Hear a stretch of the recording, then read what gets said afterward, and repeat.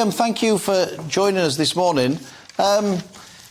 I mean, you were there, you set it up, you were the first Secretary of State. Why should it be scrapped? Well, I didn't say it should be scrapped. What I really meant was it should be upgraded.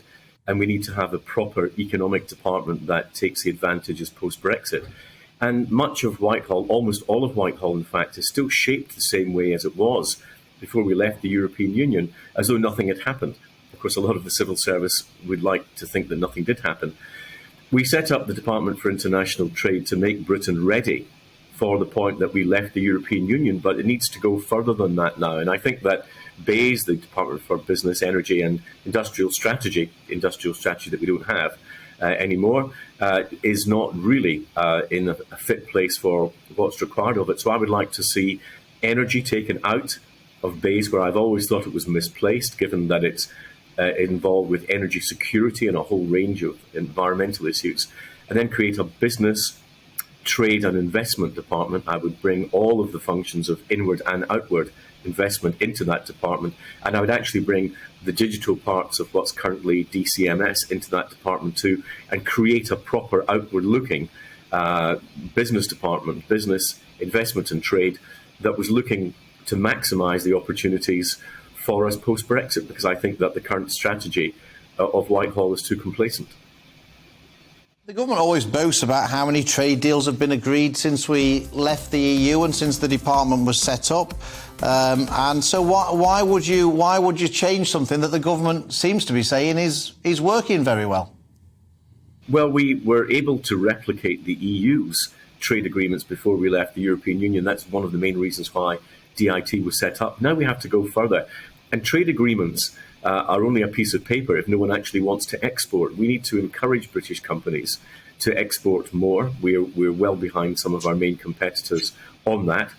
As I was saying, and as we looked at in the Global Britain Commission, which I chair, if you're in countries in places like the Gulf, you're falling over French and German representatives trying to push their country's business. And I don't think that we give sufficient help to our businesses. I don't think we give enough encouragement to our exporters. We've identified hundreds of thousands of companies who could be exporting but are not, and that of course would generate a lot of wealth for the UK. And a lot of our debate, and I was listening to your previous debate, is about how we spend our money. There's very little debate about how we raise our money, how we create more wealth. But lots of people are saying, Liam, have we seen any of that Brexit dividend? Lots of people who are watching this programme now say we voted for Brexit because we wanted to see growth, we wanted to see exports. Have we seen enough? When's that going to come? Well, of course, a lot of trade has been massively interrupted by the pandemic, and it's quite difficult to read international trade statistics. There's a lot of problems still in the global economy that really result from supply chain disruption. Some of that's now settling in maritime availability. That's now settling. Britain's actually been better at selling post-Brexit into the European Union than the European Union has been to us. Our exports to the European Union have been at an all-time high. But we do need to be looking to see how we encourage more British companies to export. And we need to find ways to help them do that. Every time a company exports, it makes the company more viable, it makes it more profitable, generates more profit and more taxes, which of course help with the rest of our economic problems. And that's what our viewers want to see now. You know, we voted for it a long time ago. You know, where's it